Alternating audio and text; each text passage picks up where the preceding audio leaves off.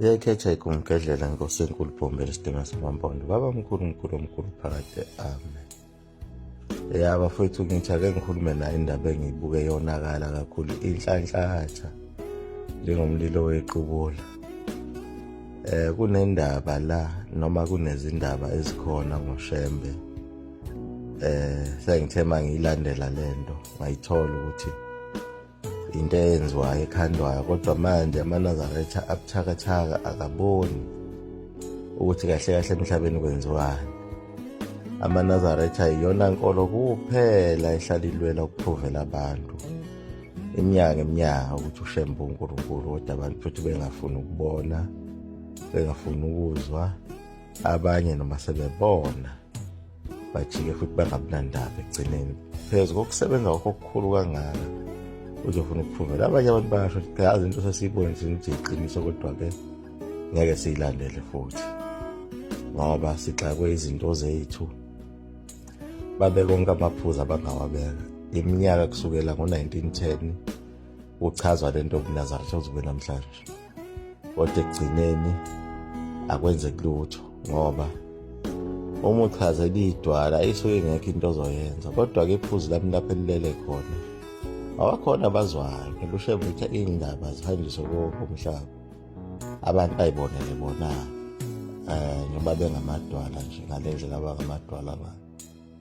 Wena eNazaretha uma usuhlangene nabantu abanaleya moya emithathu oqaphela, bayazi-ke abantu ngemoya emithathu le eyake yagorozela uShembe kanzima kabi, futhi kungeyona yodwa ningi le moya, ngoba nakhona lapha entabeni enhlangakazi uShembe enkatheni nje uNkulunkulu kwafika imimoya ngithi cishe yaze yafika la ko-7 imincane. Ngithi Shembe yeka lento, ngukela thina zothola umcebo onzima kakhulu.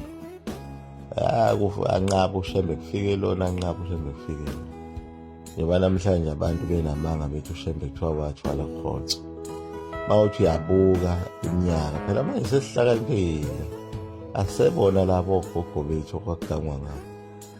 Ufike ubuke uShembe uthi wazalwa nini, uqale kahlakazi ukuthi wazalwa nini uShembe, kodwa-ke baye bekalekise-ke ukuthi kulapha ko-1865 iminyaka yakhe yokuzalwa awazi umnyaka wakazalwa ngawo. Busuthi uyabuka ukhotha uthi uzalwe nini, uthi uShembe ukhotha uzalwe ngesikhathi uShembe seqalile vele operate esenza into zakhe, bese bethi abantu uShembe wathwala khotha. Ziningi izinto abapenda ngazo uShembe nje ezibhede, hayi kade futhi abaqani namhlanje. Kudala bafike besho lokhu. Kodwa-ke la ngikhona ngila endabeni-ke esihlahla nezinto ey'ningi nje eziphikiwe ezenziwe uShembe. AmaNazaretha asejikile-ke manje aseyasaba ngoba anjalo phela ngithi angama-victim. Aseyasaba ngendaba yesihlahla le ekuthiwa lesa sihlahla singamanga, futhi leya nto ivuswe njalo elinye iNazaretha, esihlahla ekuthiwa uShembe wabheja ngaso wathi uNazaretha angeke kuphele isihlahla sowasiphenduka idwala. Abelungu babhalile lapha, kuyaveza omunye umuntu futhi nawe yiNazaretha uhamba ibanga eyoshutha leyani, angazi ukuthi ulahlekelwe into engakanani eyoshutha leya nto yani ihambe ecinga izinto zokuthi khombise ukuthi lezi zinto zikaShembe ezinye zazo azikho zingamanga. Yabo ibona-ke phukuphuku-ke lokwakushiwo inkosi ilanga ukuthi AmaNazaretha ahlakanipha ngento eyodwa, ahlakanipha ngokuguqa, athi siyayikhetha inkosi esekuphakameni asembathe ngokwamhlophe. Bathi uhlakaniphe ngaleyo nto kuphela umuntu oyiNazaretha. Nami phela ngiyakukholwa lokho, ngiyakubona ukuthi ungahamba ibanga elingaka uyofuna into ezoba against nokuthi u-expose ibandla lakho ebantwini vele abangeke beze abangalifuni vele, yabo. Futhi ukuthi-ke lento-ke uyiprove-ke ukuthi ngamanga awukwazi futhi ukuyiprova, kodwa uyiprova ngento ebhalwe yisitha. Akithi yabo phaphama, usho njalo uShembe uthi phaphamani ma-Afrika sebefuna ukuniphuca ubukhosi benu baphakade, washo njalo. Iyiphi indlela ongaphuva ngayo ukuthi leya nto ingamanga? Nayi inkinga lapha ekhona, uzoprova ngale nto ebhalwe abelungu, bayibhale futhi late nabo.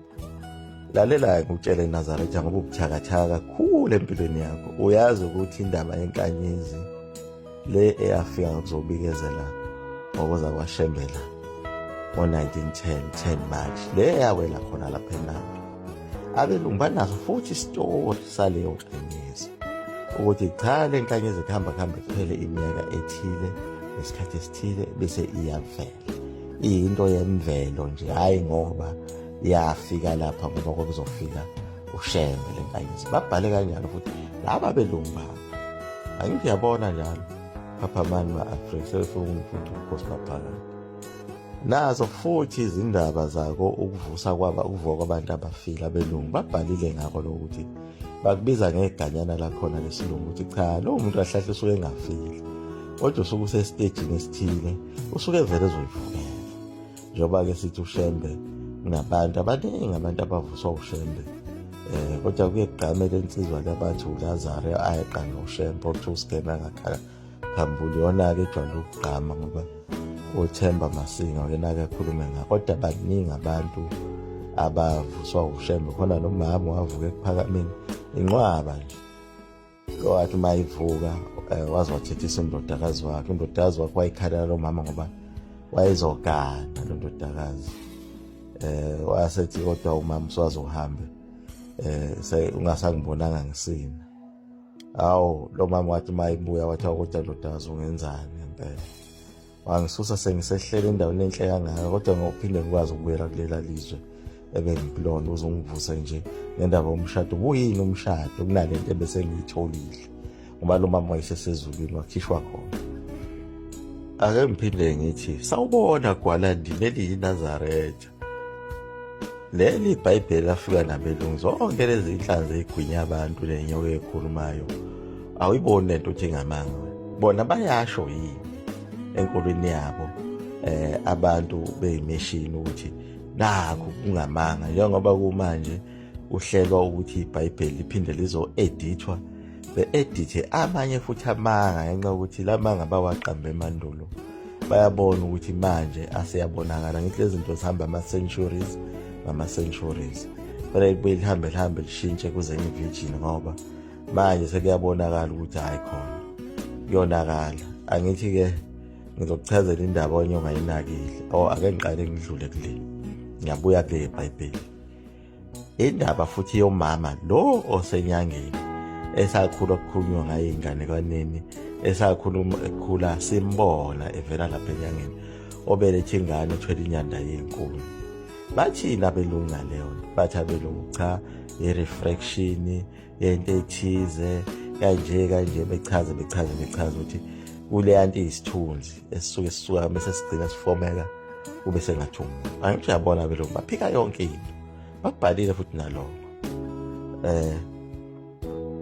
Nale ndaba le eyenzeka ngoJulayi kulo nyaka ka-2025 lapha ebuhleni uNyazi uvala umhlangano, lathi nje ngathi inkosi inibusise maNazaretha, base kudlala ilanga, ladansa ilanga lenza lonke lembingeza liyenzakalayo, laphinda okwesibili, laphinda okwesithathu, uNyazi ezothi inkosi inibusise, amaNazaretha athi amen, ladlala ilanga yabo.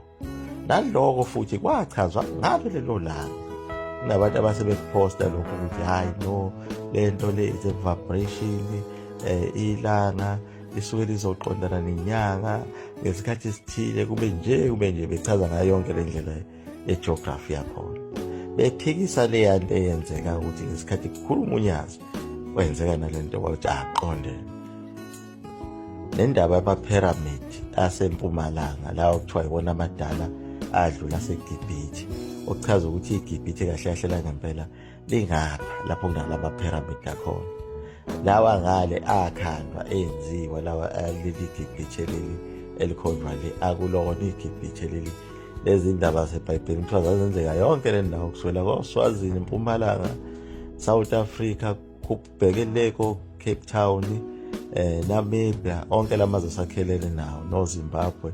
Zonke lezi ndaba zigudla lapho ngoba eMozambique ikhona nje imayini okuthiwa kugujwa khona igolide, uyilona elalenza umuzi kaNkulunkulu eJerusalem, ngoba kunezinto ezenziwa khona nomphongolo wesivumelwano kunendawo kufaka kuze amagolide naku ithempeli likaNkulunkulu kuney'ndawo kufakwa kuzo ama-veranda pole ayifakwa amagolide. Kuney'ndawo liyasebenza kakhulu igolide endlini kaNkulunkulu. Naloko bayichitha yonke lento, nalowo mayini yaseMozambique bayichitha, bakhanda lagibhithela Elisha. Uphinde uvume wena, sawubona Gwalandini. Aphinde futhi-ke sengisondela-ke eBhayibhelini-ke, lapha eBhayibhelini abantu abamnyama okubhalwe ngawo kubo bonke le testamente elidala, kwase kufika bona-ke abelungu ne-Elisha-ke bona baqala ukuvela laphaya etestamenteni elisha belungu. Njengoba ngikhuluma-ke ngako ku-edithwa kwalo-ke iBhayibheli, ukuthi-ke bayabona ukuthi izinto zakudala, khona izinto ezaziyihlazo kudala kodwa engaselona ihlazo namhlanje. Angithi lapha eBhayibhelini mawubheka uJesu lokamakholwa obuKristu ahlale echoma ngabo, kuthiwa wafa wavuka wafela izono zethu, wanqoba ithuna, kanjani kanjani, yonke into abayishoyo. Wayindodana ezelwe yodwa, bechaza ngendlela azalwa ngayo. Yonke leya nto abelungu ababeyichaza lapha iyihlazo, yabo, ngokuqondene nokukaJesu babemethuka. Kodwa ngenxa yokuthi sekuyilesi sikhathi sanamhlanje, le nhlamba ababemthuka ngayo ayisazweli ngenxa yokuthi vele abantu sebaphila ehlazweni. Angithi laphana ngeke ngachaza, uma uthanda ungangena lapha igumgedlela njalo linama-page awu-2 manje. Khona igumgedlela live, mase banga igumgedlela ngapha-ke elifaka amaphathi. Ulive ufaka lezitori ezinde kakhulu, uyakhona ngoba wazi ukuthi kusuke uyofunani.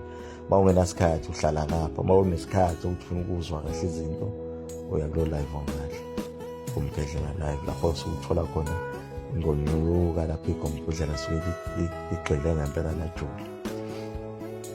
Ngikhulumile kakhona-ke amaphathi okuzalwa kaJesu lapha, bayazi abaningi ukuthi kusukela ekuqaleni wazalwa kanjani. Akuyona lento abayibhalele lapha eBhayibhelini, basibhalela wona into engekho le, yayinhlamba kahle kahle lento yokuzalwa kukaJesu.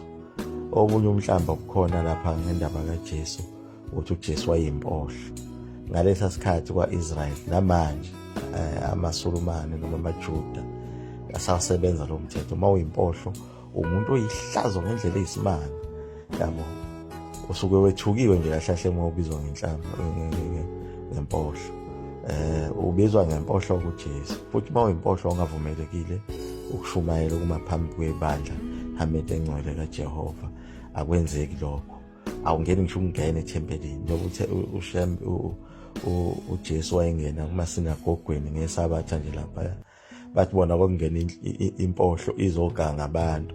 Kuthukwa kwayona inkolo kaNkulunkulu ukuthi yavumela impohlo yangena, ihlazo liyisimanga, yabo. Umuntu oyimpohlo namanje lapha kulela bandla kusenjalo. Okunye futhi okuyihlazo abakushoyo ngoJesu iloko ukuthi uJesu kuthiwa wavele kwakhulelwa nje uma wakhe ngaphandle kokulala nendoda. Ngokwakhona eBhayibhelini ngokwenkolo kaNkulunkulu akekho umuntu ofanekeze emhlabeni ezalwa esinye isidalwa esingekho lapha emhlabeni.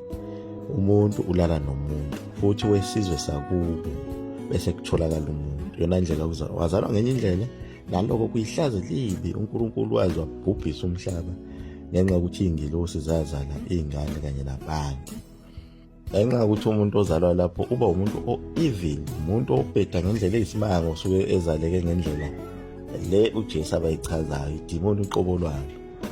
Enye izindlela ababemthuka ngayo uJesu, bethuka ngisho unina ukuthi sifebe sazala ingane singayazi ukuthi uyisobani. Ngoba khona le kwaJuda kuthiwa makwachaza lokho ukuthi uMaria wazala uJesu kanjani, angithi iBhayibheli lithi umoya kaNkulunkulu wasibekela uMaria, kuthiwa bakunquma semthando ngoba sokuthi wena uNkulunkulu uyakhwela, uyena owakhwela uMaria ekubeni kuyena oshaya umthetho ukuthi ngisho ingelosi noma yisiphi isidalwa sasezulwini ngesivumelekile ukuthi size silale nomuntu wasemhlabeni. Njengoba uNkulunkulu engafuni ngisho ukuthi umuntu omnyama alale nomunye umuntu omnyama oyesinye isizwe. Angisayikhulumi-ke ukuthi ulale nomlungu noma nendiya. Kanti uMaria nje wayithandana nendoda yakhe eyisizwe sakubo, nje uMaria wayezalwa kwaLevi, uJoseph ezalwa endlini yakwaJuda, kuze kuzophuma uJesu. Ayikho yonke le nto, balala nje bakulala wonke umuntu. Kudala-ke lamanga abo bebulala ngawo amaqhawe, kodwa thina thothi asinakile ngoba noShaka naye ngokomlando wakhe uthukiwe kakhulu futhi naye. uShaka ubizwa ngani-ke? Bambiza ngenkunzimalanga yevezandlebe, aphinde abizwe ngomlajwana khona lapho. Naye futhi uMakashaka ubizwa ngenkunzimalanga futhi esifebe, nasazana ingane singayazi ukuthi ngiyaphi. Njengayo Maria. Manje into engikutshela yona-ke wena Gwalandini ukuthi kufanele kwazi ukuthi abelungu bona bayabhala, thina sibhala ngithi. Thina sijabula into ngokuyibuka ngamehlo, hawu kunje asibhali lutho phansi ukuthi ngonyaka othile kwenza. Namanje khona izinto ezenzakalayo ngoba nathi sikuli iBhayibheli, ngihlale ngisho leyo nto, kodwa sikuli iBhayibheli kodwa inkinga ukuthi asibhali. Kanti ngalesa sikhathi eBhayibhelini zazibhalwa izinto ezazenzeka. Manje ngako nje sibhayiza thina sifuna ukubukela abanye abantu, ufana nomuntu obuka i-TV, ubuka abantu bephila impilo yabo, yabo ukuthi ubuka uThando neSithembu, ubona bayaqhubeka nempilo, nomile ubuka bona. Nathi abelungu basimise ngalo iBhayibheli, thina asibukele impilo eyayiphilwe eBhayibhelini, thina sime. Kanti nathi siyaphila, sineBhayibheli lethu nalesiphila namhlanje, ngoba zikhona zonke inyakanyaka ney'manga ezenzakalayo. Nathi sinama-disaster enzakalayo, lobo kwakhona ama-disaster oNoah nje, naba abantu ade begugulwa ngamanzi eThekwini, sesikhohliwe. Futhi-ke lokho sekwenzeka iminyaka ngeminyaka, kade betholakala nje abanye ababili izolo, lokhu kade beduke nomfula. Yini le impilo yethu njalo ama-disaster enzakalayo namhlanje. Umlungu namanje zonke izinto uyayigcina, kodwa bese yishintshe iy'tori enzela ukuthi isizukulwane esizayo sifunda amanga.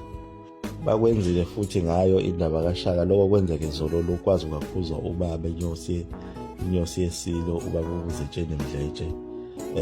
Umlungu esethi hayi kwaDukuza kuse Vryheid, bafuna ukukhanda indawo ethile ababeyibonile eVryheid enhla, babona ukuthi bazodlanga imali uma kufika ama-tourist. Sebethi bakhanda lawo manga-ke manje ukuthi-ke kwaDukuza lapho ukuthi nethuna likaShaka idlinza lokhondwa lapho, enzela ukuthi ngale kunamaplaza abo phela belungu ngithi ama-tourist aseyohamba endaweni yabo ngale evuleleke kahle, mhlambe bephinde beyolala nasey'ndaweni zabo. Bathi bezama ukukhanda into enje babanjwa, bathiwa hey nifuna ukubulala umlando nini. KwaDukuza ila eSteka la kwabekwa khona ilembe leqabanya abalembe. Namanje wakaboni futhi Gwalandini ukuthi sebeshintshe ngisho iShaka's Day wathi uyi-Heritage Day, ngenxa yokuthi bafuna ukubulala lento, zonke izinto ezibabulala bayiqede. Ne-Dingens Day bayishintshile futhi reconciliation. Manje wena uyabakholwa belungu ukuthi iqiniso lento abayibhalela futhi lesa sihlahla sawa ngonyaka othile lo subhalwe yibona, kodwa phezu kwamangangaka abawaqambile. Lana-ke eBhayibhelini ezinye zezinto abashintshela zona yilezo ukuthi-ke uJesu njengoba bemthuka ngale ndlela abamthuka ngayo lapha, ukuthi wayewuphelele endlela endoda engenamfazi, ukuthi wayiphila kanjani yena, ukuthi wayenza i-masturbation. Bachaza zonke izinto ey'njengalezo ukuthi wayiphila nge-masturbation. Waphendwa shawa, wakhafulelwa zimpohlo ezinye, amathe, amaphara onke ayimkhafulela, kanti futhi nalokho akaze kwenzeke. Uyobona abantu badumisa manje ukuthi wakhafulelwa ngamathe, washawa wabulawa, into engekho yonke leyo. uNkulunkulu wayengake athi letha abaprofethi lapha emhlabeni, abanye azabuya abalande ngey'nqola zomlilo o-Elisha, bese ukuthi indodana yakhe enkulu kuthiwa izale ukuthi ayizofela iy'febe ney'gebengu. Uma isifile esiphambanweni iphinde iqhubeke ifebe kamnandi ingasekho, ney'gebengu zibulala abantu kamnandi, zitshontshe kamnandi. Yabo nje into ewuphukuphuku, kodwa emukelwa wuwe Gwalandini. Ikhona leyo ndaba ukuthi uJesu la akhothamela khona, wakhothamela e-Egypt. Emva indawo ayijwayele ukuyihamba, ayijwayele ukuya e-India, abuya e-Egypt lakhona-ke kwaJuda. E-Egypt sengathi ubuhlobo babukhona kwakusekhweni lakhe, wayenekhwe khona le-Egypt. E-India ngazi ukuthi ubuhlobo ubani ayihlobene naye khona, nase-Ethiopia, indawo zakhona-ke futhi ayijikeleza lezo. Uthiwa futhi wayengamakhosikazi amangaki awu-8 ingane ngisazi zazi kodwa zaziningi kakhulu. Kuthiwa washona iminyaka yakhe eyisilapho ku-120 angazi ba into enjalo nje. Iqaphelisa wena ukuthi-ke izitha zethu zikanjani, zikambama kanjani, nawe ugcina usuvumelana nazo uzusho ukuthi hayi mina lento singayiyeka mina. Vele ufuna uyeka umlungu uhlakaniphe kakhulu njengoba esithumbile akafuni ukuthi izizukulwane zethu zazi ubuqhawe bomuntu omnyama. Ngoba manje nazo zizophapha ukuthi hawu ukhokho wami ayikwazi ukwenza into enje futhi nami ngakwazi ukuyenza bese ephuma kuleli jele. Yanto abalwa nayo le. Ingakho uma kwatholakala ingane encane kuthola ukuthi yenza imanga sikhanda izinto ezithile akhanda i-cellphone noma akhanda ibhanoyi ethile elincane la operator bayidestroy yonke lento yokugcina ungatholi lo mfana kwaphelela lapha indaba yakhe. Noma uthola ikhambi elithile lokwelapha isifo esithile ngendlela yase-Afrika naleyo nto bayidestroy ugcina uphelile futhi indaba yakho kanjalo. Ukhona nje umama okuthiwa wayenekhambi lenculazi. Lo mama lo kuthiwa kwanede nje kwafika umlungu yedwa futhi iy'thombe emzini wakhe la igaya khona le mbiza yakhe. Kuthiwa wavele wagula lapho washona lo mama. Bakushaya ngophoyizini bakubulala bese bethatha i-secret yakho le ungathi bazosebenza kanye nawe kanjalo bese bekushaya. Manje-ke wena uwuphelekedle le ndodukasi uyokholwa yinto ebhalwe yilesi sitha sethu bese uthi le eshiwo ngumlando wokhokho ababekhona ngey'nkathi zomqalo wendlela beyikhuluma beyidlulisela umlomo nomlomo isizukulwane umsitweni ingamanga leyo le ebhalwe yilo muntu lona osakubulala ngezifo namhlanje ama-coronavirus adestroy yonke into eyobuqhawe bakho wena uyakholelwa kuleyo. Kuningi okwenziwa elamagwala angamaNazaretha okuphuphu ukuthi uze ugcine usudayisa ngezinto zabo umNazaretha uthi wenzela umuntu onganendaba noMnazaretha. Ngoba abanye abantu asuke bethathe izifungo ejulile ey'nkonzweni zabo lezi. Yabe ngichaza ukuthi khona ngisho abantu abasindisoshe babavuse ekufeni kodwa bawona amaNazaretha. Kunabantu oshemba baphi ingane kodwa babona amaNazaretha. Khona iy'ngane ezizalwe zicelwe khona shembe ey'ningi zihambela ngaphandle nje ziphuze kuthiwa azifuni lento. Manje nawe uma ukhuluma indaba kashembe futhi ukhuluma ubone ukuthi yabola ngiqophe idwala kufana no-gift labavula iy'tudo nje laphana uma umbona u-gift into ngeke izenzele utho leyana ngoba lowa muntu uprogranywe kakhulu ngaleya nto yakhe yabo.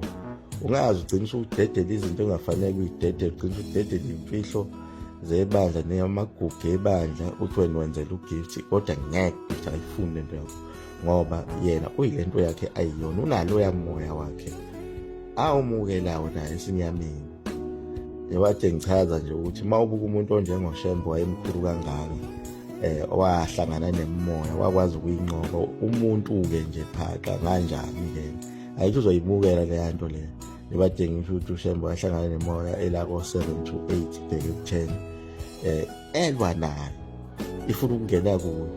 Wena-ke nje uhlala uzwa abantu lethi uNkulunkulu usayitheni mina uNkulunkulu usayitheni ube yini lo muntu lo ngoba uzongenwa yizo zonke izinto ey'njengala moya le ey'nyoka eyayihlasela uShembe ney'moya eqhamukisa ngamabhubesi eminye isiyizingwe eminye izipoko eminye njani izinto ey'ganga abantu lezo. Thola umuntu uma esengenwe yileyo nto usuke ungeke usamenza lutho ufuneke ukwazi ukubona ukuthi la nami nje uma ngikhuluma nomuntu ngikhuluma bese ngihlehla kancane ngibuka ukuthi lezi zinto-ke ngiy'jikijelayo ziyakhona lapho ey'ngena khona. Uma ngibona lo muntu ugomile kakhulu ngomoya wasesinyameni hlehla lapho ngeke umwine lo muntu uthanda ungathandi. Manje-ke siyekeni-ke sihlale-ke manithi amanga-ke siyekeni siy'hlalele emangeni ethu ayasakha ayasikhuthaza ngisho iy'ngane zethu zikholwa nje ngalawo manga ethu. Iy'ngane zethu azikhulelwa nje zize ziyogana ngala manga lawo ayasiphilisa-ke uma ukuthi nithi amanga. Iy'ngane zethu zabafana ziphuza utshwala kazibhemi ayitholakali zidla owunga ngala manga. Alesi sihlahla sikaShembe abheja ngaso. Amakhosikazi ethu ayahlonipha imizi yokhokho bethu afake idwaba ayaheza afake iy'fociya ngala manga lawo. Lathi siyaphila noma singasebenzi sifuyile iy'mbuzi sinamasimu sinenkomo ngala manga lawo. Nemisebenzi emikhulu siyayithola eholela imali siney'moto ngala manga lawo. Kodwa ngishiye kanjani-ke le yalamanga futhi abo abathi noma uShembe sehambile emhlabeni ehambela kwelase-Richards Bay eMzingazi. Bafika bonke izwe lonke zonke iy'khulu zazikhona nawo wonke amabandla nabefundisi bamabandla babe khona. Umzimba wakho ulindiwe ekuphakameni eNanda. Wafika ikhulu khona zonke ikhulu zase-South Africa, phela uShembe kwakuwumuntu omkhulu kakhulu, namanje usamkhulu. Yokusuke ubona ngisho kushona umfundisi wakhe uShembe, lokho kushona umfundisi uGcwense, kwagcwele bonke abefundisi bey'nkonzo, oFusiduke babekhona. Nangesikhathi ekuhamba umqalo wendlela-ke kwakunjalo, wakhona yonke inhlobo yomuntu wawungamcabanga uyisikhulu sase-South Africa. Walandwa ngemoto, umzimba wakhe usuke eRichards Bay, uhamba lonke lelizwe.